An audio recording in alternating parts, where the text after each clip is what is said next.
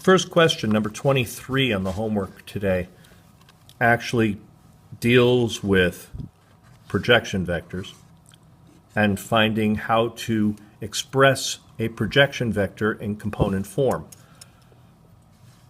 In the problem, you're given vector B and vector V. You're told about vector V that it has a 100 magnitude, a magnitude of 100, and that this angle here is 145 degrees. And you're told that the expression for B in component form is 50I minus 60J plus 40K. Let's just talk for a minute about how you do this. The vector we're going to wind up with will look like this. And we'll call it vector P. If I drop a 90-degree angle from vector V down to vector P, that will give me a 90-degree angle. And that tells me exactly where vector P is going to end. Now, in order to find all of this, right, in order to get this, the magnitude of this, what's the length of this? Well, it's going to be the cosine of 145 degrees times the magnitude of V, which is 100.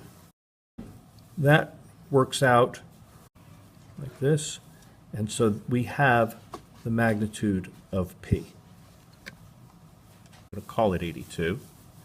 And I really don't need vector V anymore, because what I want is an expression for vector P. I know the direction it's going in. I know how long it is. I just don't know how to express it as a vector in component form because I don't know what units we're dealing with. What is the unit vector for B? In order to find the unit vector for B, we're going to start with the magnitude of B, which is 10 times the square root of 77. And we're going to take all the different components of B and divide them. When we do that, we get the unit vector of B is equal to 5 over the square root of 77 times I minus 6 over the square root of 77 times J plus 4 over the square root of 77 times K. Now the only thing left to do is to multiply this unit vector by this number, which is negative 82.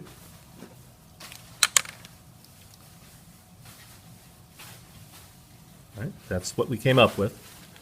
And we will have the expression of P as a vector. If you are the publishers of this book, what you'll do is take your calculator and get yourself a decimal estimate for these numbers and rewrite it once again, but I'm pretty much done.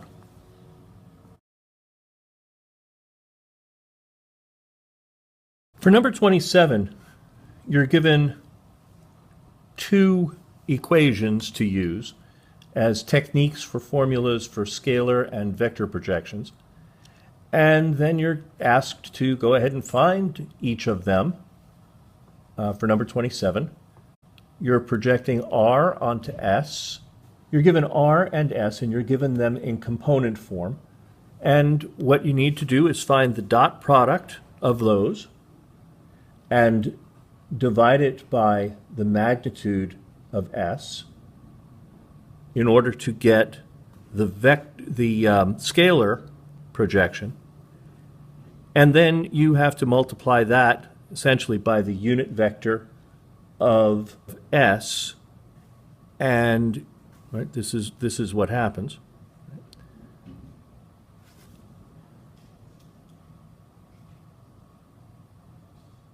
There is truly no work to be done for problem number 1 on page 477. You are given the equation of a plane and asked to find a normal vector.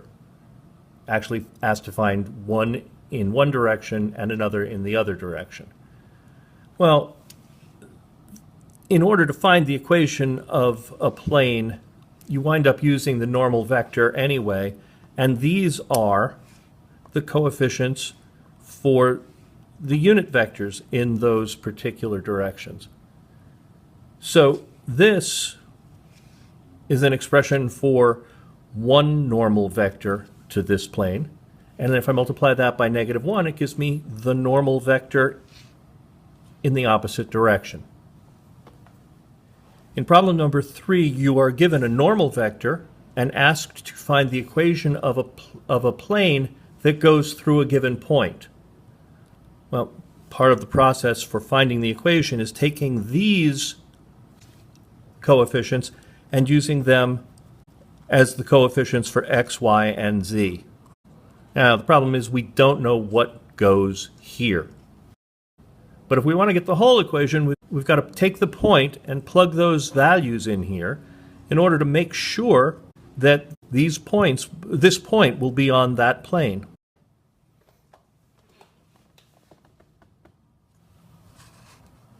In number 7, you're asked to find a plane that is parallel to another plane. And basically that's the same as when you're asked to find a line that's parallel to a given line. Well, the way to do that is to keep these numbers the same and change that number.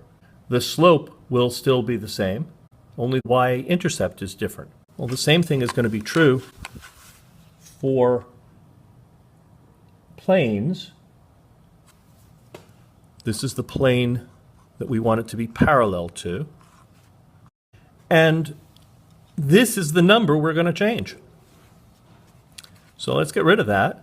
The point the plane is supposed to go through is 4, -6, and 1. And in order to find the plane that goes through that point, what we have to do is just plug those numbers in. 5 times 4 is 20. -6 times -3 is +18. And minus z is -1. So this is going to turn out to be 37. And that's the number there. That is the plane. For problem number 9, you're given the equation of a plane and 2 points that are on the plane.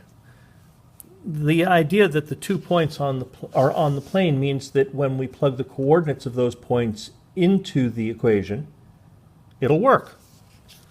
Well, one of the points on the plane was 6, 2, z1. Well, if we solve for z, you find out that z1 has to be equal to 10 for it to be on that plane. You do the same thing with the other point, which is 4, -3, z2. And when you're done, you find out that z2 was 21/5. The next question is how far apart are the points? That's the distance formula. Or, if you prefer, it's the magnitude of the displacement vector from one point to the other. Okay?